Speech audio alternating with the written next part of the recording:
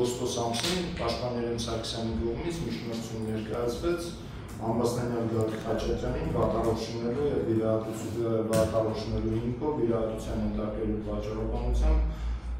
արտերկիր մեկնելու թույլտվություն ձեր կողմից տալու վերաբերյալ։ Սակայն այդ միջնորդությունը փաստացի ձեր կողմից այդ պահի դրությամբ հետաձգվեց դրա քննարկումը, որից հետո արդեն 13/09/2024 թվականի սեպտեմբերի 13-ին իմ կողմից միջնորդություն ներկայացվեց Գագիկ Խաչատրյանի կողմից դատական նիստերին չներկայանալու, պատճառները պարզելու, նրա վատառողջունելու աստիճանը պարզելու, ինչպես նաև դատական նիստերին նրա մասնակցելու հնարավորությունը պարզելու վերաբերյալ, ինչպես բացի այդ նաև բժշկական օգնությունը Հայաստանի Հանրապետությունում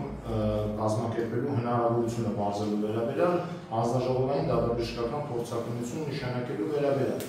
որը դատարանի կողմից հոկտեմբերի 21-ին փաստացի վավարվեց։ Վավարվեց եւ նշանակվեց փորձակնություն, այսինքն դատարանի գործողությունները փաստացի նաև հենց մի միջնորդության վավարումը ուղղված են նրան, որպեսզի հասկանանք արդյոք Գագիկ Խաչատրյանի մոտ ինչ հիվանդություններ են արկա, արդյոք այդ հիվանդությունները Հայաստանի Հանրապետությունում բուժման ենթակա են թե ոչ, եւ նոր արդեն հնարավոր կլիներ անդրադառնալ Պաշտպան Երեմ Սարգսյանի միջնորդությանը։ Փաստացի ձեր կողմից այդ միջնորդությունը հետաձգվելուց 7 ամիս անց, 7 ամիսից էլ ավել անց, 2025 թվականի ապրիլ ամսին, ապրիլի 4-ին, դատարանը նոր կրկին քննության առնելով նույն նշված միջնորդությունը, չսպասելով իր իսկ կողմից նշված միջնորդության համար քննության համար կարևորություն ներկայացնող նշանակված փորձակնության եզրակացության ստանալու, փաստացի վավարեց Պաշտպանության կողմի միջնորդությունը եւ թույլ տվեց 2 ամիս ժամանակով ապրիլի 5-ից մինչև հունիսի 5-ին այդ ժամանակահատվածում Գագիկ Խաչատրյանին մեկնել արտերկիր։ Փաստացի ըստ էության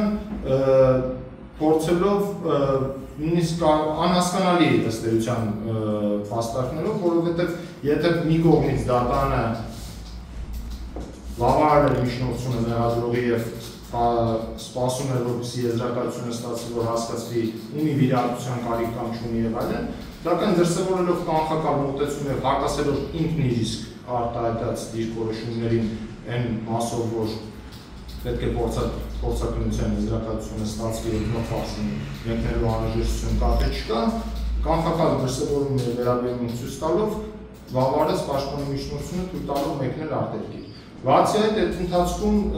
ինչի վերաբերյալ ես բազմիցս արտահայտել եմ իմ դիրքորոշումները, փաստացի առանց Ամբաստանյանի մասնակցության նիստեր գումարելով փորձագետների արձակնեց, անձանց արձակնություններ իրականացրեց խախտելով դատավարության կարգի, թույլ տալով դատավարության կարգի կոպիտ խախտումներ։ Հետևաբար նշված հանգամանքների ամբողջությունը թույլ է տալիս մեղադրանքի կողմին գալ հետևության, որ դատարանը ունի կանխակալ վերաբերում Պաշտպանության կողմի հանդեպ։ Եվս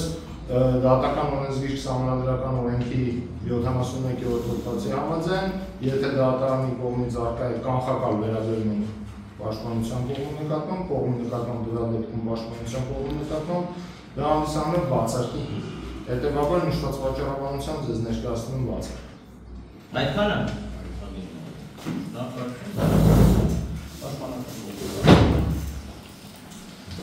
Ես կարծում եմ, որ մեղադրանքի կողմը արդեն սպառել է բոլոր անհիմն միջնորդությունները, բայց սա հերթականներից մեկն է պատվաժում դատարան։ Այսինքն, ես ուզում եմ հասկանալ մեղադրողի իրավունք ունի դատարանում կանգնել հայտարարություններ անի, որոնք իրականություն չեն համապատասխանում, սա առևտրական է կանչեցնում, որտեղ ինչ որ ասած իրականությունը չեն համապատասխանում սկզբունքային հարցերով։ Մեղադրողը սկսեց խեղաթյուրել փաստերը, որ իբր թե դատարանը որոշել է, որ միջև փորձակնությունը չստանա, այդ որոշումը չի կայացնելու։ Նախորդ անգամ, երբ որ ես միջնորդություն ներկայացնում եմ, մեղադրողը նույն բանն էր ասում, 3 անգամ առարկեցի այդ հարցի դեմ, ասացի, որ այդպիսի որոշում չի կայացվել, ու այսօր նորից մեղադրողը լրատվամիջոցների ներկայությամբ փորձում է հանրությանը իբր թե ներկայացնի, որ դատարանը նման որոշում է կայացրել։ Նույնիսկ եթե նման որոշում էլ կայացնել, բայց դրա մի քիչ հետո կանդրադառնանք։ Խնդիրը կայացել է նրանում, որ մենք ներկայացել ենք Պաշտպանության կողմի միջնորդություն, որպեսզի Գագիկ Խաչատրյանը թույլատրի մեկնել վիրահատության։ Այդ միջնորդության քննարկումը հետաձգվել էր մինչև համապատասխան բժիշկների դատանում հարցաքննելը, այսինքն դատանը ասես, քանի որ ծավալուն է, քանի որ լուրջ խնդիրներ են բժշկական հարցով, դատանը կարիք ունի բժիշկների դատանում հարցաքննի, փորձագետներին հարցաքննի, որպեսզի հասկանա։ Այդ ընթացքում մեղադրողը նորից հերթական անգամ հանդես եկավ փորձաքննություն կատարելու միջնորդությամբ, որը որ արդեն մեղադրանքի կողմի համար ինչ-որ sense սովորական ստանդարտ process է դառել, այս 2019 թվականից սկսած մենք այս ամեն ինչի մեջ ենք, ամեն անգամ իրենք միջնորդում են փորձաքննություն, ամեն անգամ իրենք միջնորդում են առողջապահության նախարարի կողմից կոնսիլիում, ստանում են, որ վիրահատության կարիք ունի, արտերկրում ամեն անգամ ասում են եկեք մի հատ ստուգենք, ժամանակ անց մի հատ։ Հիմա ինչ եմ սա ասում։ Մեղադրողի նշած փաստարկները բացարձակապես այս առումով իրականության չեն համապատասխանում։ Բայց այստեղ մեր շատ ավելի կարևոր հարց կա։ Պարզվում է,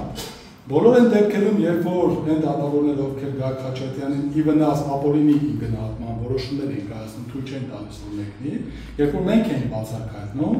դատախոզը ասում էր, չի կարող դատավորի որոշման համար իր նկատմամբ բացարկայել, առարկում է եւ այլն։ Այսինքն հիմա երբ որ դատանը որոշում է կայացրել, որը որ առերևույթ իօգուտ է Խաչատրյան, բայց ինքնին արդար է օրինական է, հիմա ես կասեմ ինչ է այդպես, արդեն դա պարզվում է, որ դատանը այստեղ պաշտպանության կողմի նկատմամբ կանխական վերաբերմունք ունի։ Հիմա տեսեք, այսինքն երբ որ մենք ներկայացրել ենք բժշկական փաստաթղթեր, մեղադրանքի կողմը ներկայացրել է բժշկական փաստաթղթեր, որոնց համաձայն այս առողջական խնդիրները անձի կյանքի համար վտանգ են ներկայացնում, ուրեմն իրենք գտնում են, որ չպետք է թույլ տան որ մեկնի, դատարանն էլ երբ որ անձի առողջությունն ու կյանքը առաջնահերթ է դիտարկում եւ պարտավոր է դիտարկի, ուրիշ ճանապարհ չունի դատարանը, այս դեպքում դատարանը պարզվում է, որ կանխակալ է։ Իհարկե հասկանում եմ սա հերթական միջոցն է փորձել այս process-ը խրատուրել, բայց նաեւ պետք է հետեւյալը ասեմ։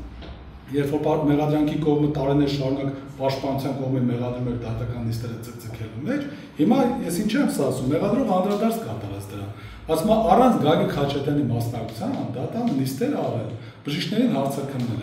Եկեք հակառակ մոտեցումը լինի, եթե մենք ուզում ենք ցկցկեինք, գայինք առաջին օրվանից ասենք, որ մենք առարկում ենք առանց Գագիկ Խաչատրյանի ներկայության դատական նիստ անել, դատական նիստերը ընդհանրապես չլինի, բացարձակ։ Որովհետև Գագիկ Խաչատրյանը ի վիճակի չի ներկայանալ, դրա մասին մեղադրանքի կողմներ գիտի, բազմաթիվ բժշկական փաստաթղթեր կան։ Հիմա ինչ է լինելու, որ դատական նիստը ընդհանրապես չի լինում։